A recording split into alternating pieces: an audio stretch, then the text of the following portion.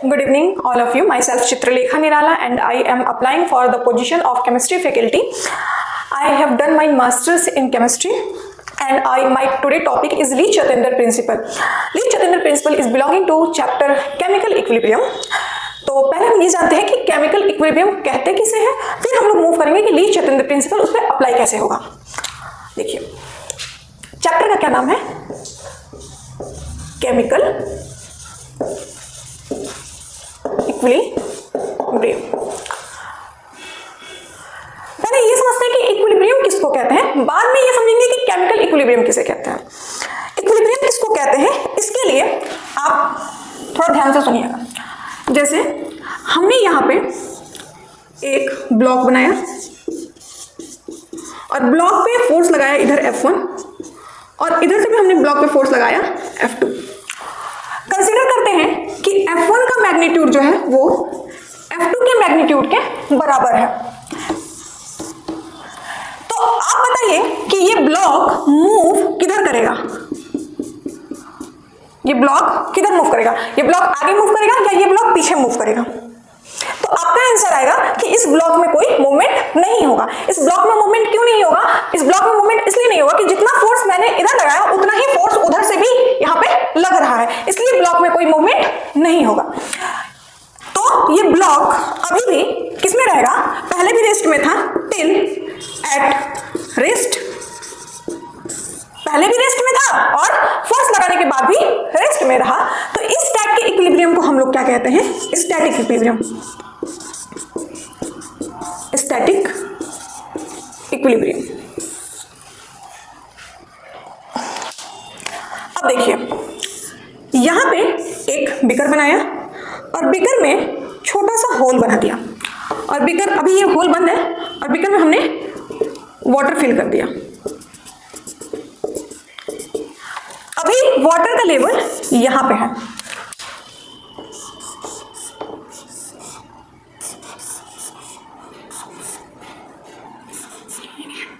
Tap को खोला और इस होल को भी खोल दिया। टैप से टप टप करके पानी क्या हुआ, नीचे आया और इस होल से भी क्या हुआ, पानी नीचे गिरने लगा। जितने ड्रॉप ऊपर से नीचे की तरफ आए उतने ही ड्रॉप नीचे से निकल गए, होल के थ्रू बाहर निकल गए। उसके बाद मैंने आपसे पूछा कि आप ये बताओ कि अभी भी इस बीकर में लेवल क्या रहेगा वाटर का। तो आपने कहा अभी भी लेवल ऑफ वाटर यही रहेगा, मतलब सेम रहेगा। पानी आ रहा है लेकिन फिर भी वाटर लेवल सेम है। क्यों सेम है, क्योंकि जितने रेट से पानी आ रहा है उतने ही रेट से पानी बाहर निकल जा रहा है। इसका मतलब यहां पे हम ये लिख सकते हैं कि rate of forward reaction is equal to rate of backward reaction, लिख सकते हैं। और जब rate of forward reaction rate of backward reaction के बराबर आ जाए तो इसको बोलते हैं इक्विलिब्रियम। इसको क्या बोलते हैं, इक्विलिब्रियम बोलते हैं। यहां पे क्या हो रहा है, अंदर रिएक्शन चल रहा है लेकिन फिर भी अमाउंट ऑफ वाटर में कोई चेंज नहीं आ रहा है, इसीलिए हम इसको क्या बोलते हैं, ऐसे इक्विलिब्रियम को हम लोग क्या बोलते हैं, डायनेमिक इक्विलिब्रियम। Dynamic equilibrium. अब मुझे एक बात बताइए, चाहे हम इस ब्लॉक की बात करें या इस बीकर की बात करें, क्या हम ये कह सकते हैं कि ब्लॉक मूव नहीं कर रहा है, इसका मतलब इसमें फोर्स नहीं लग रहा है? क्या ये स्टेटमेंट सही है? ये स्टेटमेंट बिल्कुल गलत है। फोर्स लग रहा है लेकिन इसका इफेक्ट जीरो है, कैंसिल आउट हो जा रहा है। इफेक्ट इसका क्या हो जा रहा है, कैंसिल आउट हो जा रहा है। इसीलिए ये जिस पोजीशन में पहले था उसी पोजीशन में अभी भी है, नेट फोर्स इस पे जीरो है, इसीलिए ये इक्विलिब्रियम स्टेट में है। और अगर हम इस बीकर की बात करें तो बीकर में वाटर हमने फिल किया, वाटर आ रहा है और जितना वाटर आ रहा है उतना ही वाटर क्या हो रहा है, बीकर से बाहर निकल जा रहा है। ठीक है, तो जितना वाटर अंदर आ रहा है उतना बाहर निकल जा रहा है, मतलब जिस रेट से आ रहा है, मतलब जिस रेट से फॉरवर्ड रिएक्शन हो रहा है उसी रेट से क्या हो रहा है, बैकवर्ड रिएक्शन हो रहा है। इस ऐसे इक्विलिब्रियम को हम लोग क्या कहते हैं, डायनेमिक इक्विलिब्रियम कहते हैं। हमारी केमिस्ट्री में क्या होती है कि इक्विलिब्रियम जो है, जो इक्विलिब्रियम है हम केमिकल रिएक्शन के इर्द गिर्द पढ़ते रहते हैं। जैसे फैक्ट्री में हमें अमोनिया बनाना है तो अमोनिया हम फैक्ट्री में लार्ज अमाउंट में कैसे प्रोड्यूस करें, ठीक है, ये सब केमिकल के थ्रू हो रहा है, इसीलिए हम इसको क्या कहते हैं, केमिकल इक्विलिब्रियम कहते हैं। केमिकल इक्विलिब्रियम किस टाइप का इक्विलिब्रियम है, स्टैटिक इक्विलिब्रियम या डायनेमिक रिएक्शन, रिएक्शन रुका नहीं रहता है। जैसे मानो हमने यहाँ पे एक रिएक्शन लिखा, हमने यहाँ पे एक रिएक्शन लिखा, रिएक्शन है हमारा N2 प्लस 3H2 गिव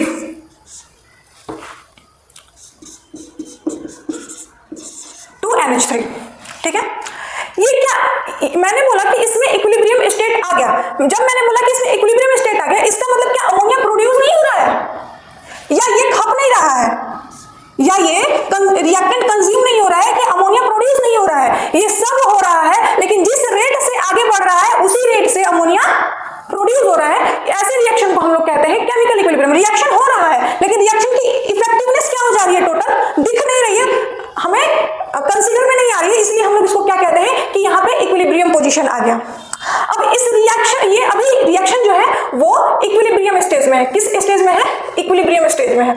इस रिएक्शन में कुछ भी चेंज कर दे, कुछ भी क्या चेंज कर सकते हैं, अगर इस रिएक्शन में अमोनिया ऐड कर दे, जब अमोनिया ऐड कर देंगे तो ये क्या हो जाएगा, अमाउंट ऑफ अमोनिया ज्यादा हो जाएगा। तो ये अपने, जब ये ज्यादा हो जाएगा तो ये अपने आप को क्या करना चाहेगा, कम करने की कोशिश करेगा। ये अपने आप को कम कैसे करेगा, तो ये पूरा का पूरा रिएक्शन क्या कर देगा, पीछे मूव करा देगा, मतलब बैकवर्ड डायरेक्शन में मूव करा देगा। तो ये क्या हो जाएगा, ये यूज होने लगेगा और ये प्रोड्यूस होने लगेगा।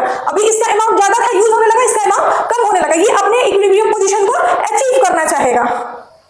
तो यहाँ पे क्या किया, अमोनिया की कंसंट्रेशन को चेंज कर दिया। तो रिएक्शन इस चेंज को क्या किया, अंडू करना चाहा, कैंसिल करना चाहा, जिस स्टेज में पहले था उसी स्टेज में आना चाहा। तो इस चीज को हम लोग किस में पढ़ते हैं, इस चीज को हम लोग ली-छतेनगर प्रिंसिपल में पढ़ते हैं। अब हमने यहाँ पे N2 के कंसंट्रेशन को क्या कर दिया, बढ़ा दिया। जब हमने यहाँ पे N2 के कंसंट्रेशन को बढ़ाया, मतलब रिएक्टेंट बढ़ गया, और रिएक्टेंट जब बढ़ गया तो ये अपने आप को क्या करना चाहेगा, कम करने की कोशिश करेगा। जब ये अपने आप को कम करने की कोशिश करेगा तो कम कैसे होगा, ये जब इसकी खपत होगी। इसकी खपत कैसे होगी, जब ये अमोनिया प्रोड्यूस करेगा तो ये अमोनिया बनाने लगेगा। इसका मतलब कि ये अपने आप को क्या कर देगा, ये रिएक्शन फॉरवर्ड डायरेक्शन में शिफ्ट कर देगा, ठीक है। तो ली-छतेनगर प्रिंसिपल कहता है कि कोई भी केमिकल इक्वेशन या कोई भी केमिकल रिएक्शन जब इक्विलिब्रियम स्टेट अपना अचीव कर लेता है अपने इक्विलिब्रियम पोजीशन पे, हम उसमें कोई भी एक्सटर्नल फैक्टर लगा करके उसको चेंज करते हैं। अब एक्सटर्नल फैक्टर में हम लोग क्या क्या लगा सकते हैं, या तो उसकी कंसंट्रेशन चेंज कर दे। कंसंट्रेशन चेंज करने का मतलब है कि नंबर ऑफ मोल चेंज कर दिया, या उसका प्रेशर चेंज कर दे, या उसका वॉल्यूम चेंज कर दे, या उसमें टेम्परेचर बढ़ा दे या टेम्परेचर कम कर दे, या उसमें इनर्ट पेयर या उसमें इनर्ट गैस ऐड कर दे। इन सारे फैक्टर को ऐड करके, रिमूव करके इक्विलिब्रियम, किसी भी रिएक्शन के इक्विलिब्रियम पोजीशन को डिस्टर्ब किया जा सकता है। जब हम किसी के इक्विलिब्रियम पोजीशन को डिस्टर्ब करते हैं तो वो रिएक्शन फिर अपने एक नया इक्विलिब्रियम पोजीशन लाना चाहता है, वो उस एक्सटर्नल फैक्टर को कैंसिल आउट करना चाहता है। उसके लिए वो अपने रिएक्शन को या तो आगे की तरफ मूव करता है, मतलब रिएक्टेंट से प्रोडक्ट की तरफ मूव करता है, या प्रोडक्ट से रिएक्टेंट की तरफ मूव करता है। तो अगर प्रोडक्ट से रिएक्टेंट की तरफ मूव किया तो उसको बोलते हैं बैकवर्ड रिएक्शन। अगर रिएक्टेंट से प्रोडक्ट की तरफ मूव करता है तो उसको बोलते हैं फॉरवर्ड रिएक्शन, ठीक है। तो इतना राइट डाउन कीजिए, उसके बाद हम लोग नेक्स्ट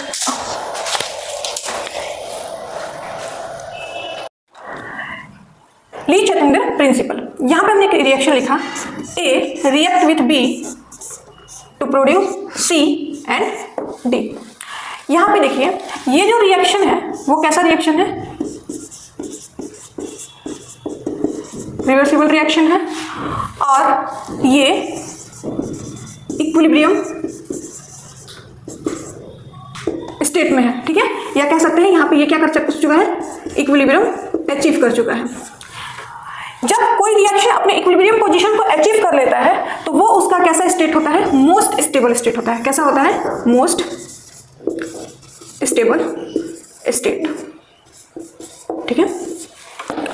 ली-छतेनगर प्रिंसिपल क्या कहता है, ली-छतेनगर प्रिंसिपल ये कहता है कि if any change applied to a system at equilibrium, then equilibrium shifted in which direction, where it can minimize या undo the change and equilibrium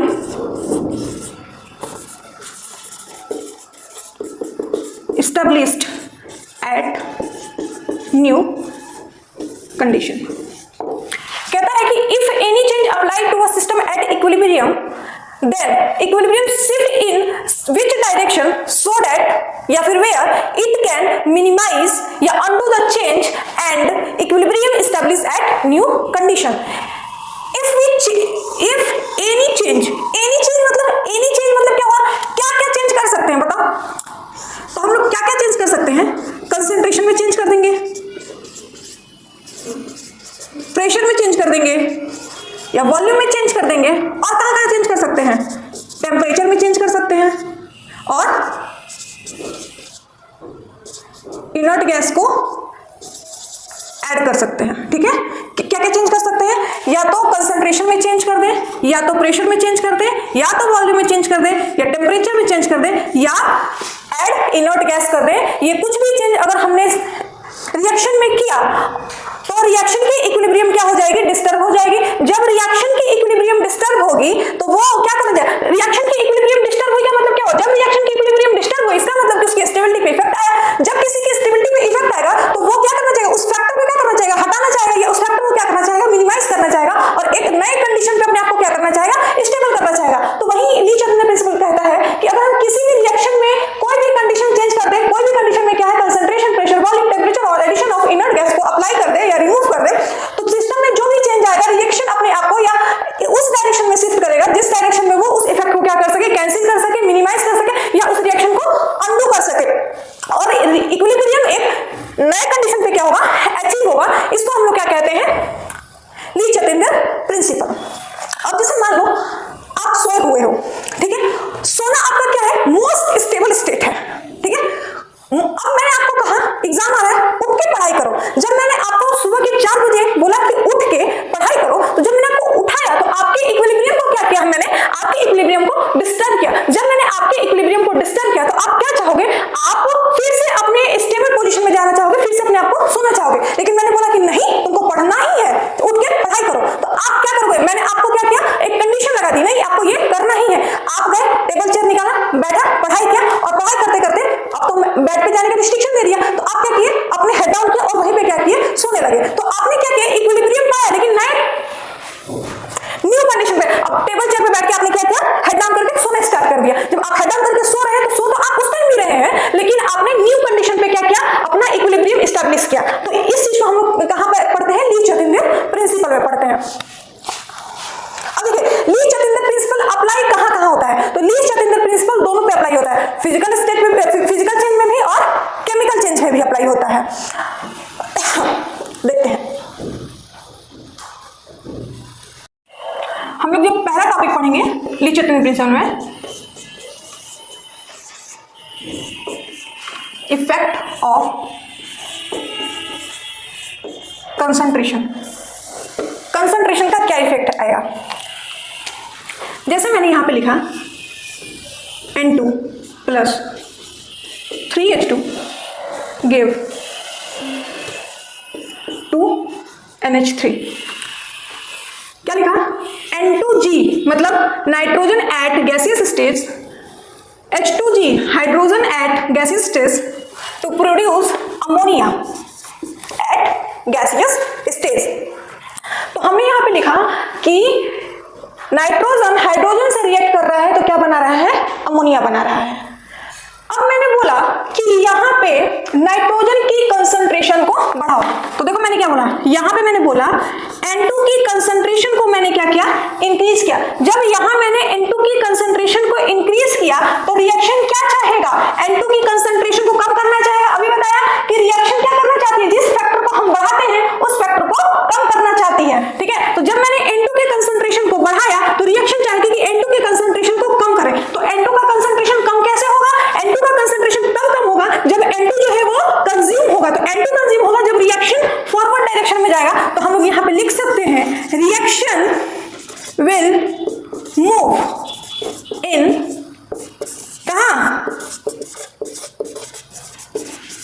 forward direction. ठीक है, उसी तरीके से अब मैंने क्या किया, H2 की कंसंट्रेशन को इंक्रीज किया।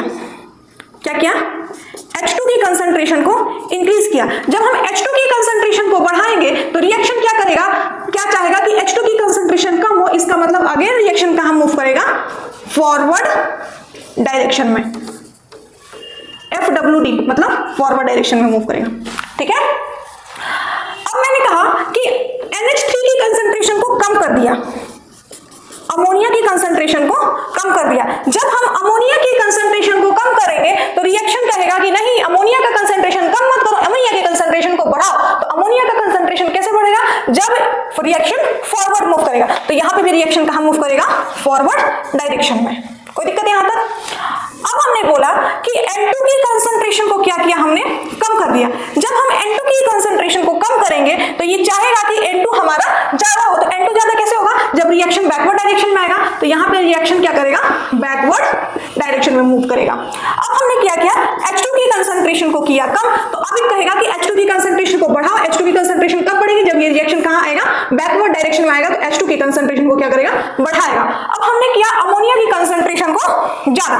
जब हम अमोनिया की कंसंट्रेशन को ज्यादा करेंगे तो ये रिएक्शन चाहेगा कि अमोनिया का कंसंट्रेशन कम हो। अमोनिया का कंसंट्रेशन कब कम होगा, जब अमोनिया खपेगा। जब अमोनिया खपेगा, जब मतलब जब अमोनिया कंज्यूम होगा, अमोनिया कंज्यूम होगा तो NH3 की कंसंट्रेशन होगी कम। तो यहां पे हमने NH3 की कंसंट्रेशन, देखो ये हमने एक्सटर्नल फैक्टर अप्लाई किया।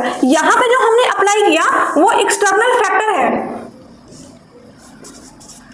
एक्सटर्नल फैक्टर है कि यहां पे हमने कंसंट्रेशन को बढ़ाया, H2 की कंसंट्रेशन को बढ़ाया और अमोनिया के कंसंट्रेशन को कम किया। ये एक्सटर्नली हमने अप्लाई किया, उसके अकॉर्डिंग रिएक्शन ने अपने आप को फॉरवर्ड शिफ्ट किया या अपने आप को बैकवर्ड शिफ्ट किया। जब हम यहाँ पे अमोनिया के कंसंट्रेशन को बढ़ाएंगे तो यहाँ पे भी रिएक्शन क्या करेगी, बैकवर्ड शिफ्ट करेगी। इंडस्ट्री में क्या होता है, जब अमोनिया ज्यादा प्रोड्यूस करना रहता है इंडस्ट्री में, तब हम लोग अमोनिया की कंसंट्रेशन को कम करते रहते हैं और यहाँ पे जब इसको यहाँ से निकालते रहते हैं, यहाँ से निकालेंगे तो ये ज्यादा बनेगा और इसको हम लोग क्या करते हैं, इसको और डालते रहते हैं। जब NH2 को डालेंगे, H2 को डालेंगे तो ये अमोनिया और बनाएगा और यहाँ से इसको रिमूव करते रहेंगे तो ये भी बनेगा। तो इस तरह से हमारे इंडस्ट्री में अमोनिया का प्रोडक्शन लार्ज अमाउंट में क्या होता है, होते रहता है। यहाँ पे एक ये अच्छी बात है कि यहाँ पे लिख लीजिएगा नोट, 5 रुपए का नोट है ये। नोट क्या है कि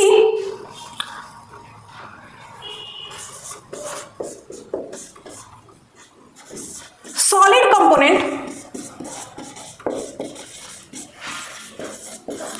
does not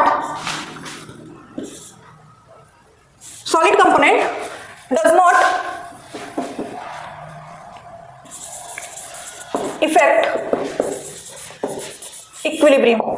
इक्विलिब्रियम को सॉलिड कंपोनेंट इफेक्ट नहीं करता है। तो आइए यहां तक समझ में आ गया। अब हमने यहां पे लिखा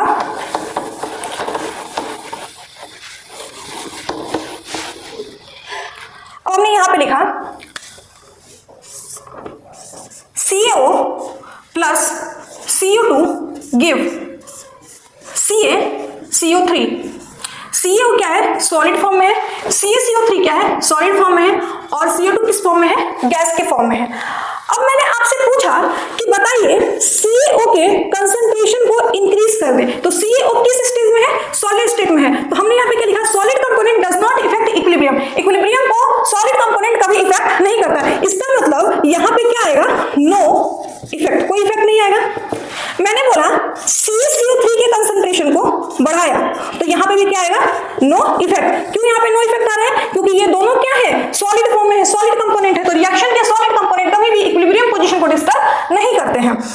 उसी तरीके से CO की कंसंट्रेशन को घटाएंगे तो भी कोई इफेक्ट नहीं आएगा और CaCO3 की कंसंट्रेशन को घटाएंगे तो भी कोई इफेक्ट नहीं आएगा। लेकिन वही अगर मैंने ये बोल दिया कि CO2 की कंसंट्रेशन को बढ़ाया, जब CO2 गैसियस स्टेट में है तो CO2 की कंसंट्रेशन को अगर हम बढ़ाएंगे तो ये अपने कंसंट्रेशन को कम करना चाहेगी। इसका मतलब ये है कि किस डायरेक्शन में मूव करेगा रिएक्शन, फॉरवर्ड डायरेक्शन में मूव करेगा।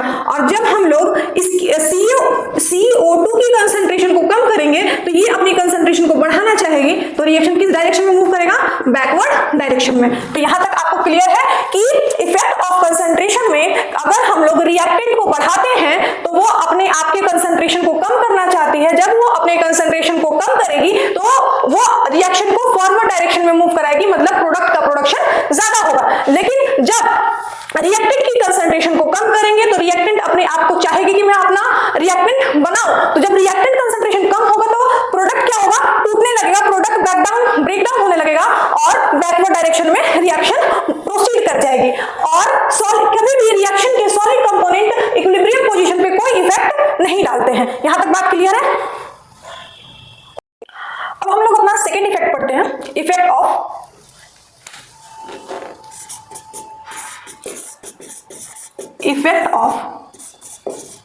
प्रेशर। और इसी के साथ हम लोग कंबाइन पढ़ लेंगे वॉल्यूम का इफेक्ट भी, ठीक है। यहां पे ध्यान से देखिएगा, हमने यहां पे लिखा PV is equal to nRT। Consume किया इस चीज को कि ये T जो है कांस्टेंट टेम्परेचर है, इसका मतलब ये हुआ कि nRT जो है हमारा कांस्टेंट टर्म है। इसका मतलब हम ये लिख सकते हैं कि P जो है इनवर्सली प्रोपोर्शनल है 1/V के, ठीक है। P क्या है? इनवर्सली प्रोपोर्शनल है वॉल्यूम के। जब P इनवर्सली प्रोपोर्शनल है वॉल्यूम के तो जो इफेक्ट प्रेशर पे आएगा उसका रिवर्स इफेक्ट कहां आ जाएगा? वॉल्यूम पे। तो हम लोग दोनों को कंबाइन पढ़ लेते हैं, ठीक है। तो हमने यहां पे लिखा कि अगर हमने प्रेशर को बढ़ाया, ठीक है, तो अगर हम प्रेशर को बढ़ाएंगे तो रिएक्शन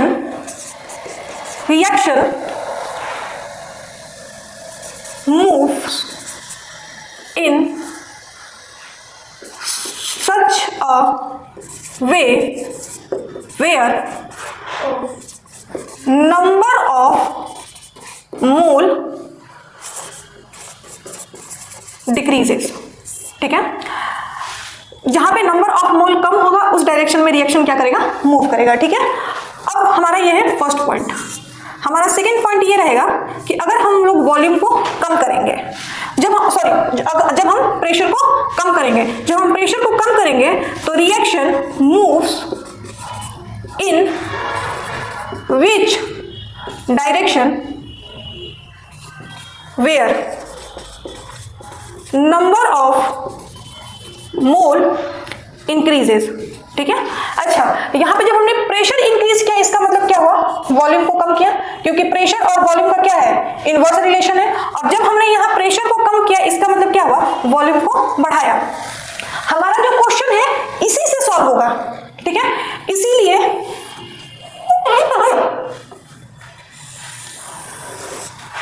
इसको बॉक्स में कर लेते हैं और यहां पे देखिए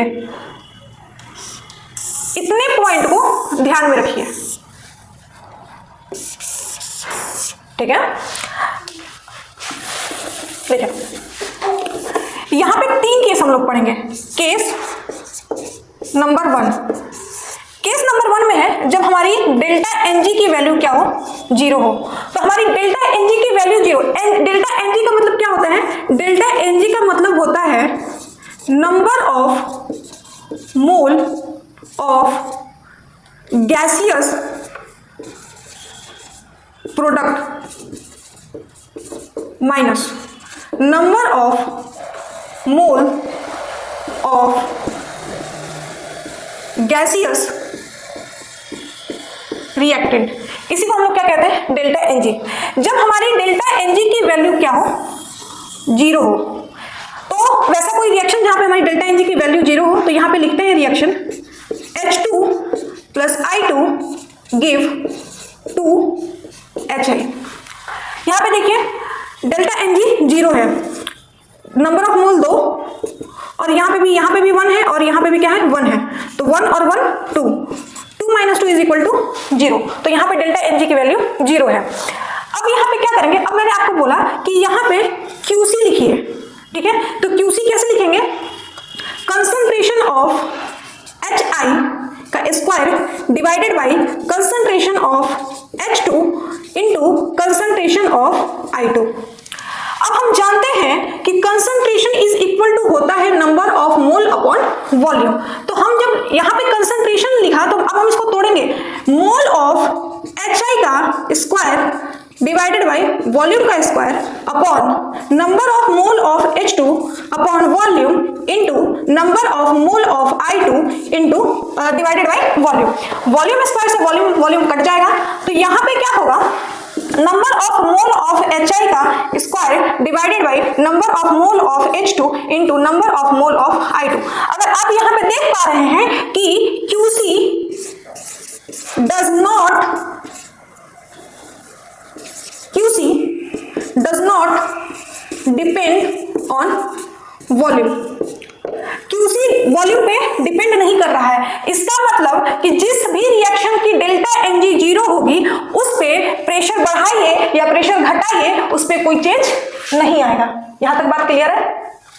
ओके, ये हमारा पहला केस है। ठीक है, अब हम चलते हैं अपने दूसरे केस की तरफ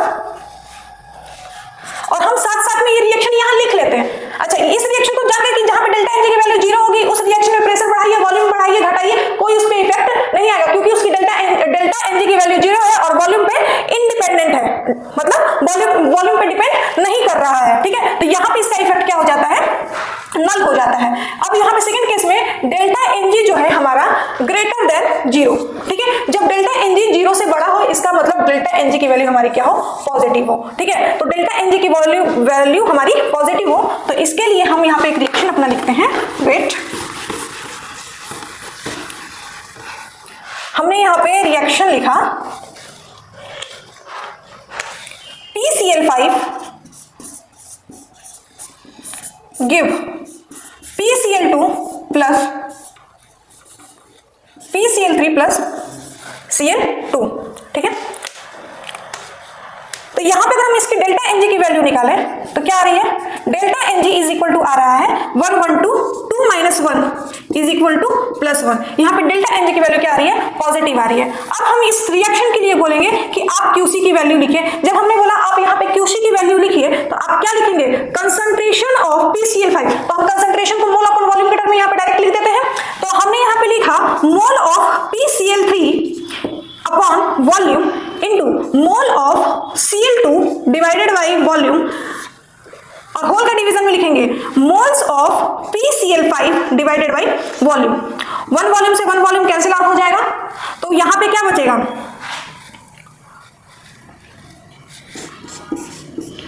QC inversely proportional to 1 upon V। ठीक है, जब यहाँ पे QC इनवर्सली प्रोपोर्शनल है 1 अपॉन V के, इसका मतलब ये हुआ कि QC को हमने बढ़ाया। ठीक है, तो वॉल्यूम क्या होगा, कम होगा। जब वॉल्यूम कम होता है तो रिएक्शन उधर मूव करती है जिधर नंबर ऑफ मोल कम हो। अरे सॉरी, जब वॉल्यूम कम होता है तो रिएक्शन उधर मूव करती है जिधर नंबर ऑफ मोल कम हो। सही है, जिधर नंबर ऑफ मोल क्या हो, कम हो। जब QC बढ़ा वॉल्यूम घटा, इसका मतलब ये है कि KC क्या हुआ, घटा। KC क्या हुआ, घटा। अब यहाँ पे हमने एक ग्राफ पढ़ा है NCERT के बुक में, ऐसे बनाया हुआ है।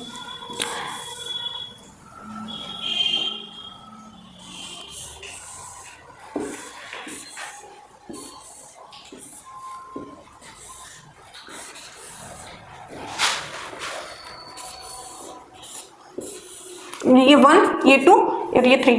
ये QC है, ये KC है, ये QC है, ये KC है, ये QC है और ये KC है।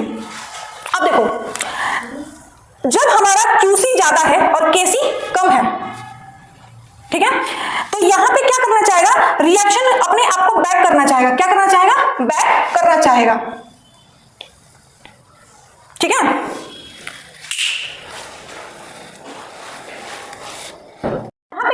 QC जो है वो ग्रेटर देन है KC से, तो यहाँ पे रिएक्शन किधर को मूव करना चाहेगी, बैकवर्ड डायरेक्शन में मूव करना चाहेगी। ठीक है, जब QC ज्यादा होता है KC से तो रिएक्शन पीछे आना चाहती है। जब KC QC इक्वल होता है इसका मतलब रिएक्शन अपने इक्विलिब्रियम पोजीशन पे है, और जब QC कम होता है KC से तो ये रिएक्शन कहाँ जाना चाहती है, फॉरवर्ड डायरेक्शन में जाना चाहती है।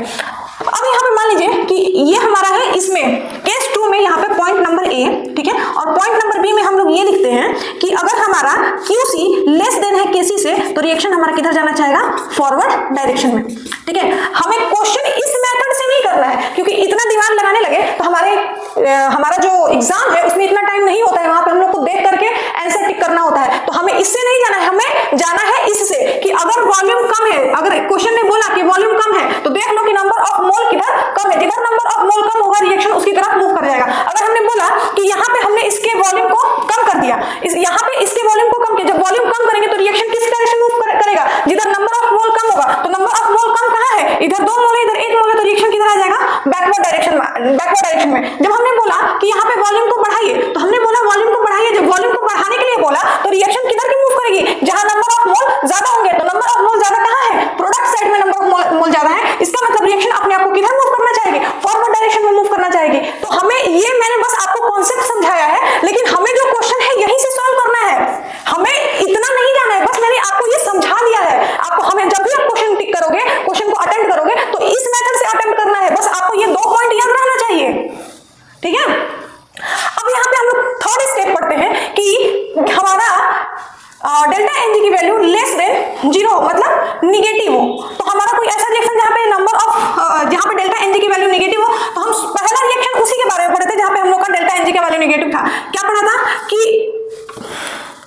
NH2 plus 3H2 give NH3, सब गैस में है, सॉरी 2, यहाँ पे भी G, देखिए कितना रिस्पेक्ट से बोल रहे हैं, N2G H2G रिस्पेक्ट है ना। यहाँ पे देखिए डेल्टा एनजी की वैल्यू निगेटिव कैसे, number of mole of gaseous product 2 minus number of mole of gaseous reactant 3 1 4 minus 4, कितना आ रहा है, -2 आ रहा है, आ रहा है ना। अब मैंने बोला कि इसके लिए QC की वैल्यू लिखिए, तो इसके लिए जब मैंने बोला QC की वैल्यू लिखिए तो कैसे लिखेंगे बताओ, यहां पे बोला QC की वैल्यू लिखिए तो हम लिखेंगे कंसंट्रेशन ऑफ अमोनिया, तो कैसे लिख दें, number of mole upon volume, number of mole of ammonia NH3 upon volume का whole square divided by number of mole of N2 divided by volume into number of mole of H2 divided by volume का cube. Clear है। जब हम लोग यहाँ पे देखेंगे तो आप इसको कटम पिटम खेल लो। कटम पिटम कैसे खेलेंगे, जैसे यहाँ पे वॉल्यूम का स्क्वायर है और यहाँ पे वॉल्यूम का क्यूब है, तो 2 वॉल्यूम यहाँ से कट जाएगा तो नीचे में यहाँ पे 1 वॉल्यूम बचेगा और यहाँ पे 1 वॉल्यूम, तो यहाँ पे हम लोग कह सकते हैं कि QC जो है वो, और अच्छा यहाँ पे नीचे में बच रहा है वॉल्यूम का स्क्वायर, तो नीचे में वॉल्यूम का स्क्वायर बच रहा है, देखो जैसे यहाँ पे हमने लिखा QC is equal to number of mole of ammonia का square divided by number of mole of N2 multiply by number of mole of H2 का क्यूब, और नीचे में 2 वॉल्यूम बच रहा है, तो वॉल्यूम टर्म किधर आ जाएगा, ऊपर आ जाएगा वॉल्यूम का स्क्वायर। तो क्या हम लोग यहाँ पे लिख सकते हैं कि QC जो है वो वॉल्यूम के स्क्वायर पे डिपेंड कर रहा है। जब QC वॉल्यूम के स्क्वायर पे डिपेंड कर रहा है, इसका मतलब क्या हुआ, QC बढ़ाएंगे तो वॉल्यूम बढ़ेगा, जब वॉल्यूम बढ़ेगा तो रिएक्शन किधर को शिफ्ट करना चाहेगा, रिएक्शन उधर ही शिफ्ट करना चाहेगा जिधर नंबर ऑफ मोल ज्यादा है। किधर नंबर ऑफ मोल ज्यादा है, तो नंबर ऑफ मोल ज्यादा हमारा इधर है, रिएक्टेंट साइड है, तो ये क्या करना चाहेगा, बैकवर्ड जाना चाहेगा। क्या करना चाहेगा, बैकवर्ड डायरेक्शन में मूव करेगा। अच्छा QC ज्यादा है तो यहाँ पे क्या होगा, KC कम होगा, KC क्या होगा, कम होगा। ठीक है, तो QC ग्रेटर देन KC, ठीक है, तो रिएक्शन किधर को मूव कर रहा है, बैकवर्ड डायरेक्शन में। ठीक है, और इसका ये पहला पॉइंट, और यहाँ पे हो गया इसका दूसरा पॉइंट कि QC जो है वो कम है, इसका मतलब वॉल्यूम पे डायरेक्टली प्रोपोर्शनल है, तो वॉल्यूम भी कम होगा, इसका मतलब KC क्या है, ज्यादा होगा। तो जब KC ज्यादा होता है QC से तो रिएक्शन किधर को मूव करता है, फॉरवर्ड डायरेक्शन में। ठीक है, thank you and next, okay, all the best.